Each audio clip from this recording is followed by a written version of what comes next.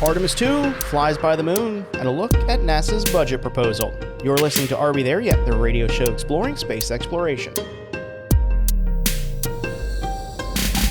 Hi, I'm Brendan Byrne. For the first time in over 50 years, the Artemis II mission brought humans back to the moon. During their lunar flyby, the crew saw the moon in a way that was never observed by humans and made observations about the lunar surface that will be crucial for the future of the Artemis program and our understanding of our moon. Planetary scientists Addie Dove and Paul Byrne joined the show to talk about these observations and the future of lunar understanding. Then NASA is once again facing a significant budget cut from the White House. The proposal cuts 23% of the space agency's funding. We'll speak with the Planetary Society's Casey Dreyer about these potential cuts and what it means for the future of NASA and programs like Artemis. That's ahead on Are We There Yet?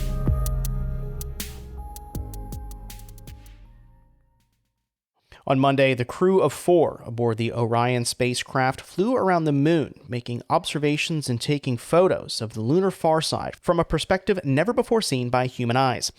It's a mission of many firsts, and the crew continues to send back data and photos of our moon. Taking thousands of photos, the crew members worked together to collect these new and exciting images and describe just what they saw.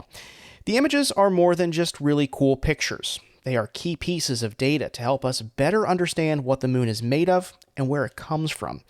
Here to talk more about Artemis and the mission is Addie Dove, a planetary scientist and professor of physics at the University of Central Florida, and Paul Byrne, associate professor of Earth, Environmental, and Planetary Sciences at Washington University in St. Louis. And just to note, we record this conversation Tuesday afternoon as images were still flowing in. Addie, Paul, welcome back to the show.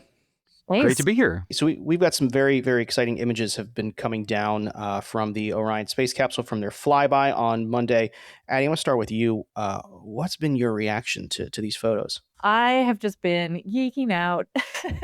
When I got up this morning, I was like, have they put them up yet? And they hadn't. And then when they came out, I've just been gasping. I think watching it yesterday live and seeing the images, just even from the potato camera of the GoPro on the solar wing that they've like downgraded the resolution and stuff. It's just been so phenomenal to see all of this and see it progressing. And then to see these high resolution images that they've sent back, they're just so stunning. Mm-hmm.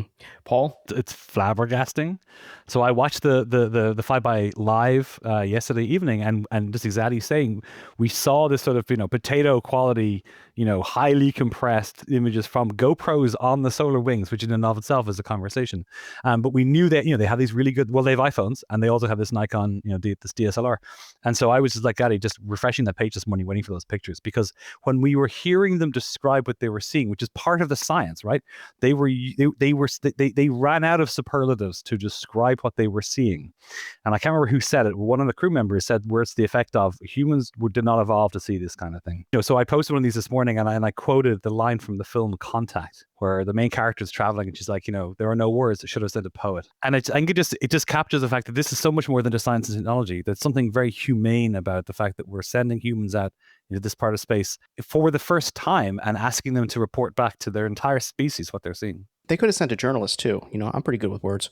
They might, right? Because literally, and no kidding, like the whole goal of this Artemis is that it be a sustained thing we do. So you never know. Addie, Paul mentioned that they were talking about what they were seeing, and that is almost as important, if not more important, than the images, right? I mean, just explain what this kind of verbal description of what they saw, how that is going to help scientists like yourself. Yeah, I mean, I think it's remarkable to just be able to follow along with them as it's happening. Like the fact that we had live stream video and an audio of them as this was all happening, and getting to hear the excitement in their voice and the fascination in their voices. And they trained a ton for this, right? And they were trained, I've talked with other folks, and they were remarking at how, even though sometimes they were having trouble finding the words, they were so precise and observing all these different things. And they're not necessarily geologists or anything like that, right? But they were well trained, and they're also good observers, and they're very detailed. So these are people who can describe what they're seeing, and it's always important in situations like this to be able to describe what's happening.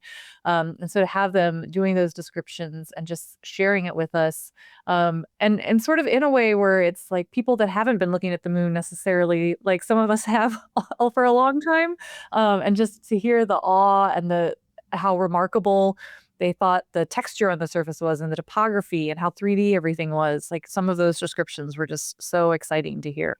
Paul, how did they do? From a planetary science perspective, how were those descriptions? They were fantastic. And it's just like Addie says, when we train students, we tell them, you can take all the photos you want, but a really important part of any kind of field-based exercise of any kind is to also narrate what you see, which we would usually have students write stuff in their journals or notebooks and sketch what they see, because the image may capture the whole thing and they'll be sort of like as objective a view as you might get, but it's people's impressions of what they see. And it's also the fact that the eye is such an amazingly sensitive instrument, much more than any camera we have. They did a fantastic job. And exactly like Addie said, these folks were trained well. And we know that kind of training will underpin what happens for subsequent Artemis crews as well, especially those crews that will get onto the lunar surface, because there are going to be things they will see that we can't even necessarily anticipate. And so the point is to help equip them with the resources, the tools they need to be able to recognize something and describe it, so that we have all the time in the world later after the fact to go back through all those images and those notes and those audio tracks. But it's the real-time discovery they're doing, which helps us be there with them. I will say, hugely helped by the folks in the science backroom at Mission Control. And we have folks on console in Mission Control who are scientists as well. That marrying of the kind of exploration engineering side of things and the science side of things is not something we saw to the same extent in Apollo, but it undergirds much of what's happening in Artemis, and it's a really positive thing to see. Paul, is this kind of a turning point for our understanding of the moon at this point? I think it is in two ways, right? So first off, anytime we go and we send humans, we're going to see new things. So for example, the astronauts reported seeing about at least four impact flashes from micrometeoroids smacking into the lunar surface at several kilometers per second in the relatively short period of time they were on the then dark side of the moon. In the duration of the eclipse, they saw these things, and we have these long running, often citizen science exercises on Earth where we have telescopes pointed at the moon to try and identify these impact flashes, because it tells us all kinds of things about the population of impactors that's out there, the potential risk that a lunar base might face, things like that. But the astronauts were able to see at least four of these in 54 minutes. That's astonishing. So not only are we learning new things about the moon and the sun, right? We're seeing structures in the sun's corona as was occluded by the moon, but we're also learning how to do lunar and deep space science. And that's the thing too, right? Because this is not Apollo, we hope, where it's boots on the ground, flag in the soil, and then they go home. This is to going to the moon to stay and using that as figuratively, literally a base for future missions for farther destinations in the solar system, including Mars. And so we are learning how to combine science and engineering and technology and management and public relations. And Artemis II is just a start. And I've seen people on social media comment that this is like watching a show they love and they're bummed that it's going to end on Friday and we're going to have to wait at least a year for the next season, right? Artemis 3, which is going to hopefully fly in 27. The amount of just strong positive response to these flybys and these images that I think I've seen just generally from folks who are not normally space dorks like we are is extremely encouraging. And I think that's hopefully going to be an extra kind of impetus that NASA will need to demonstrate to Congress that this really is something that's worth investing over the long term so we can continue these missions out into the future. It certainly warms my heart, Paul, that you have included me in the space dork realm. You are 100% one of our space dorks. 100%. Yeah. You're listening to Are We There Yet on Central Florida Public Media. I'm Brendan Byrne. We're speaking with Addie Dove and Paul Byrne. They're both planetary scientists. We're talking about the science from the lunar flyby of Artemis II. Addie, Paul mentioned kind of the public relations of this whole thing, people following along. Is there a particular image that and I will say we are taping this on Tuesday afternoon, but is there a particular image that has dropped so far that is just really astounding to you? There's like the lunar flyby package that they've released so far. And that has a bunch of Earthrise or Earthset images that are just so breathtaking. And I think that the perspective that they have in those and a bunch of the different ones is just so phenomenal. The solar eclipse image, though, with the moon backlit by this ethereal light just is so ridiculous. It's just like, I don't know, it's just ridiculous. It's something that looks unreal, literally, but it's this phenomenal image that if they'd launched in March, they wouldn't have gotten to get that image, right? Just the fact that they were able to see it, and Paul mentioned earlier the way they were describing it, it was such a dynamic observation while they were there too. Just just thinking about that and thinking about what we'll be able to get from those images is so cool. And then I also thought it was super fun during the eclipse. They saw some planets in the sky, and they could see stars and some planets in the sky. All of those were great. There's a bunch of really cool shots of them taking the images. So them in the capsule doing the observations. We don't have a lot of those because it was really dark in the capsule. So I think they limited how many of those they took, but some of them are just super cool. Paul, she may have stole all your thunder there, but is there anything that Addie didn't mention that stands out to you? No, but I'm going to riff on two things that she said. One, there's a really cool photo of the four of them wearing their solar eclipse glasses. It's a great photo. And that photo that Addie talked about, the backlit moon, there's a little bit of Earth shine on part of it, actually, from the Earth, which is off the view. And of course, in one of these pictures, there's a very, very bright thing in the lower left, which is Venus, because there's never an opportunity I won't take to talk about Venus. Addie, I want to turn it back to the science. This is cool for folks like me, but you are actively doing lunar science. You have a payload heading to the moon soon. How does some of the data that you're getting back from Artemis II help you in preparing for that mission? Do you know more about where you're going now? So the trajectory they took, they would have been able to see the landing site for the Gruithuisen domes, which is where we're going to go with Lunar Vise in, knock on wood, 2028. So we potentially will get some data from that. That's not, obviously it was not one of their targets of opportunity. So I don't know if they particularly got anything good there, but just the way they did the observations and thinking about how they flew over and some of the trajectories that we might be on our initial flybys on our mission, and just sort of the impetus that's coming out of this mission, I do think will be really impactful going forward for the upcoming CLIPS missions. So for the robotic missions that'll be going alongside these human missions. I think too, thinking about some of the viewing angles and some of the way they described what they were able to see at different times on the surface, that's really interesting to think about when we're thinking about our operations. We're primarily a lander and a rover, but we do plan to take some observations as we're orbiting the moon before we land, and then we're taking images as we descend. And so thinking about viewing angles and how close you are, how far you are, and all of that, it was really interesting to be thinking about that while they were making their observations as they got closer to the moon. Mm-hmm. And does it make you any more excited with your mission now that you're seeing these images like this? I mean, it's hard to get that much more excited than I sort of baseline am about Lunar Vise. But yes, it 100% did. I don't know. I've just been like buzzing all day today and texting with all these people that are in the community, and we've been talking about doing this for years, right? Paul, I'm going to end with you here. I was speaking to a planetary scientist throughout the week during this Artemis II mission, and he told me, this is surely going to bring us more questions than answers when it comes to the moon, which is not a bad thing when it comes to science. I know it's early, but what questions now do we have of the moon now that we have this brand new perspective of it? Yeah. Well, so the first thing that comes to mind is, what is the actual impact flux at the moon? What is the rate at which stuff hits it, based on these observations that the crew observed yesterday with these impact flashes? And that is a bunch of important reasons, because one, it'll tell us about what the number of things out there generally that might hit us is as well, right? So there's a planetary defense component to it. There's a science component there, because I'm on an instrument called LEMS, which is nominally going to be deployed by the first landed mission, which is probably now going to be Artemis IV. And LEMS is essentially a seismometer that the astronauts will place there, and we hope it'll last for about 2 years or perhaps even longer. One of the things we need for a seismometer is some sort of active source of seismic energy. Impacts give us this. And of course, if we are seriously about going to be putting a base on the moon and having astronauts live on the moon long term, we need to know what kind of space hazards they face, including things like stuff hitting the ground. So that observation alone has already advanced us. And I don't have the imagination, and I like to think I'm pretty imaginative, to think of what future questions we're going to have, but I cannot wait to get to the point where we can ask them. Mm-hmm. And that, again, was by chance, right? That they never would have seen that if it wasn't for the eclipse. If it wasn't for that launch window, yep. Wow. Paul Byrne, Addie Dove, thank you so much for joining us. My pleasure. Thank you. Thanks for having us. Still to come, a look at NASA's possible new budget.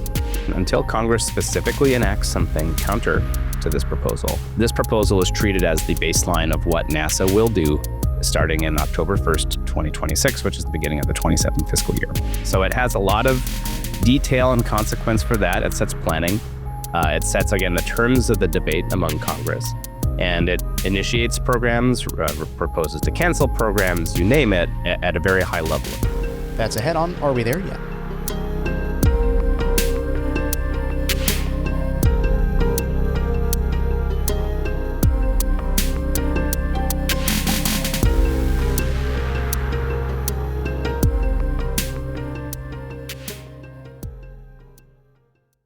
You're listening to Are We There Yet? From Central Florida Public Media. I'm Brendan Byrne. For decades, scientists have been trying to answer the question, could there be life on one of Earth's neighboring planets? Rovers on Mars are now one step closer to answering that question. We'll dive into the latest discovery from the red planet, plus take a look at what's going on with Artemis II. That's next week on Are We There Yet? But for now, we're talking about NASA and the planned budget for the next fiscal year. The Trump administration is proposing a 23% budget cut to the agency, which would cut things that were deemed, quote, low priority missions. But Artemis would receive over $8 billion. Here to talk more about the budget and future of NASA science is Casey Dreyer, the Chief of Policy at the Planetary Society. Casey, welcome back to Are We There Yet? Thanks for having me. Casey, we invited you on here to talk about the budget, but before we do that, I want to talk about, what happened this week with the Artemis II mission. What was your reaction to finally seeing this mission leave the ground and fly around the moon like it has? I mean, some form of disbelief, I think, because, but not for any political reason. I mean, my policy brain and logic brain, all that turns off. I was a kid that used to draw the Apollo capsule, and Voyager, and that was my doodles when I was, 5 years old. My first drawing, my parents say, was of a rocket when I was 3. And they didn't know how I knew that word. Seeing humans lift off to go to the moon was something that I had grown up with, but almost as myth, as something that had happened in history that we didn't do anymore. And to be able to witness it it's hard to express the feeling of seeing that shift from myth into reality. Do you envision yourself doodling the Orion space capsule now? I guess it'd be kind of a squatter looking thing, and I guess it's got solar panels.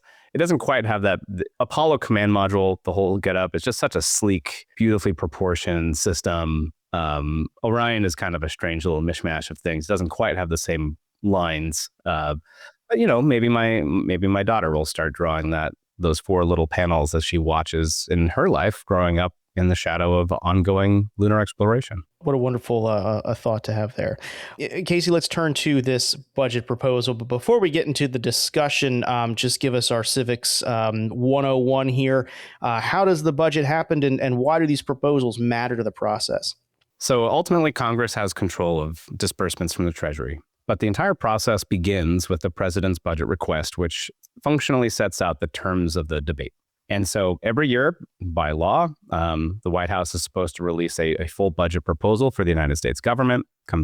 Usually comes out in the early spring. The budget proposal is a proposal, but what it represents is official administration policy. And so until Congress, and particularly with this presidential administration, until Congress specifically enacts something counter, this proposal is treated as the baseline of what NASA will do starting in October 1st, 2026, which is the beginning of the 27th fiscal year. The Planetary Society put out a statement that says it is, quote, deeply disappointed. Why is that, Casey? Well, we went through a similar process last year where the White House proposed the steepest cut to NASA in its history. It proposed to cut NASA science in half. It was resoundingly rejected by Congress, and that wasn't a surprise. Congress ultimately didn't happen until January, but Congress had signaled its intent. It's a Republican-controlled Congress, right, of the president's own party in the summer. So it was clearly coming. They put forward a proposal that was basically copied and pasted from last year. And I'm not exaggerating. There are references to missions that no longer exist because they were canceled, that they referenced last year. There are several areas where they actually accidentally request funding for 2026 instead of 2027. This is a sloppy proposal, but also, again, literally the same, as if nothing had happened between their proposal last year and this year. So it calls for the same egregious levels of cuts to NASA science, cuts it in half. It calls for cutting NASA by the second largest amount ever proposed, the first being last year. And it's only smaller because NASA got a little less money this year than it did last year. And to do that, I thought during Artemis II, while the astronauts were going around the moon for the first time in 54 years, to then propose undermining and dismantling the very agency that is tasked with their safety and the success of this mission was also just, to me, beyond poor taste. You're listening to Are We There Yet? From Central Florida Public Media. I'm Brendan Byrne. We're speaking with Casey Dreyer. He is the Chief of Space Policy at the Planetary Society. Casey, you said this was a copy-paste to last year. Can you give me a number of how much money it actually cuts to in comparison to what NASA is getting now? It would cut almost $6 billion from NASA's $24.8 billion. That's a substantial chunk, right? 25, yeah, roughly a quarter of the entire agency. And then it proposes to cut $3.4 billion from NASA Science, which is roughly 47%, basically to bring it down what they proposed last year. So these are, draconian cuts. These are not efficiency. You don't get efficiency by slaughtering something, and breaking it in two. This is not about reasonable political or policy perspectives because Congress so resoundingly rejected these. Again, Congress of the president's own party. They are likely to again, but in that interim, it creates pointless, needless uncertainty. It directs NASA to plan for these awful cuts, and so it can't plan for the future. It is distracted from executing the program of record, and it just burns all this time. It's inefficient almost by design, ironically, given the stated goals of this administration. So it is a wasteful exercise, but a serious one regardless. You mentioned the timing of this is certainly interesting.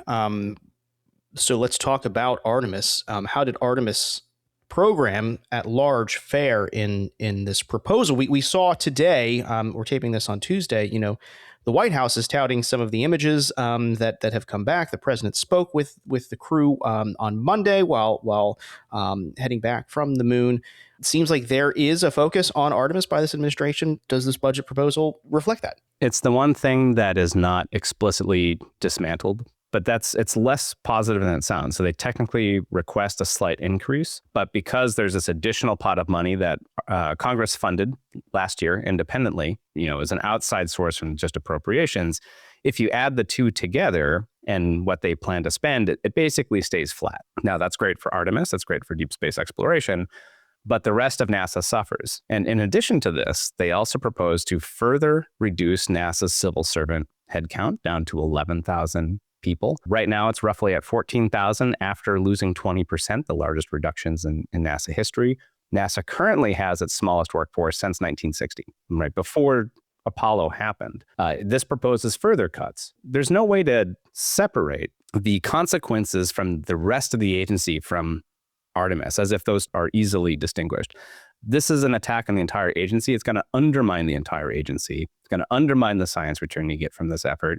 And it creates this political instability for carrying Artemis forward, right? I mean, Artemis should continue beyond this administration. But if you build Artemis on the backs of all these other projects that are popular among various other constituencies, Artemis itself will have a target. It'll be seen, fairly or not, as being the cause of the destruction of all these other things. And so if other administration, a Democratic administration, wants to build back science or earth science or technology or STEM education, which is completely zeroed out in this budget, Artemis will be seen as a target for that. So just for the long-term success of Artemis, you want a healthy rest of NASA to not engender this kind of political divide and partisanship getting injected into this. And that's the long-term danger here too. It also seems like it undermines directly what NASA Administrator Jared Isaacman is calling for, right? He's got this plan to increase the cadence of Artemis launches, and one of the things that he said he was going to do to make that happen was increase the civil servants, right? And this budget cuts it. How does that square up? There's a lot of questions raised by this budget because a lot of what we heard at the NASA Ignition event a few weeks ago are just fundamentally incompatible, if not outright contravened by what this proposal says. Another example of that is commercial low Earth orbit space stations, where NASA a couple weeks ago was saying the current plan will not work. We don't have any confidence in this. Instead, we want to build attachments to the ISS and keep running it longer. This budget says, nope, we're building 2 free-flying commercial stations. We're deorbiting the ISS in 2030. These are fundamentally incompatible statements. One is an official statement of policy. The other one is what NASA administrators said 2 weeks ago. So which one is true? Another example, they highlighted during the NASA Ignition event the collaboration between NASA and the European Space Agency on the Rosalind Franklin rover, Europe's first Mars rover. NASA is going to be launching that mission. It'll be helping them land. It will be it's carrying a very big and expensive instrument that NASA developed 10 years ago. This budget cancels Rosalind Franklin. Why were they saying we're going to continue? NASA had just sent a letter to ESA back in November saying that they have recommitted to that mission after the administration tried to cancel it last year. Is it canceled? It certainly seems like that in the formal request, but it's not even clear. So there are dozens more examples like that where what NASA is saying it was going to do is completely different than the official request that came out last week. Last time we had this proposal, Congress, quote unquote, saved the agency, and was able to get them more money. Is that going to be the case this year? And I only ask that because it is a different time politically, right? We're going into the midterms, and that may be some political capital that some people will not want to spend, right? If nothing else, it'll almost guarantee that no budget appropriations will happen before the midterm elections in November. And what happens then? Likely a continuing resolution, because they also don't want to have a shutdown. The White House won't want to have a shutdown. But it adds a chaotic element. And then when you come back to the lame duck session of Congress after that, depending on the results of the election, there may not be much appetite to pass appropriations because maybe there's more advantage into waiting into the next congressional session when the majorities are different. It really throws things out. Positive the thing, though, is that because NASA still, despite my warnings, is not a partisan agency, space science is not seen as partisan. We had a huge, show of support from Republicans and Democrats in 2026. There's not really a political price to pay for providing NASA with a budget it needs to have its program, to maintain its program of record. That gives a pressure release valve. So if they can do this separately or not touching, which they did this year, not touching some of the more hot button issues, it's less likely to cause a problem. The more issues is going to be, is there enough time to get to it? Is there going to be time to address it? Like everything else, it's always about making sure this remains a priority in a very broad and dynamic political situation where NASA rarely peaks to the top of anyone's attention. Casey Dreyer is the Chief of Space Policy at the Planetary Society. Casey, thanks for joining us. Anytime. That's going to do it for this week's show. If you're not already, be sure to subscribe to the show's podcast feed so you never miss an episode. Do that on Apple Podcasts, Spotify, or wherever you get your podcasts. Stay connected with this show. Be sure to follow us on social media. You can find us on Instagram and Facebook. We're at AWTY Space. And if you got an idea for a future episode of the show, or you want to join us as a guest, reach out. We're at arewethereyet@cfpublic.org. Are We There Yet is a production of Central Florida Public Media. Our intern is Orion Boone. Our producer is Marion Summerall. Editorial guidance comes from Latoya Dennis. Support for Are We There Yet comes from our listeners. Until next week, I'm Brendan Byrne. Thanks for listening.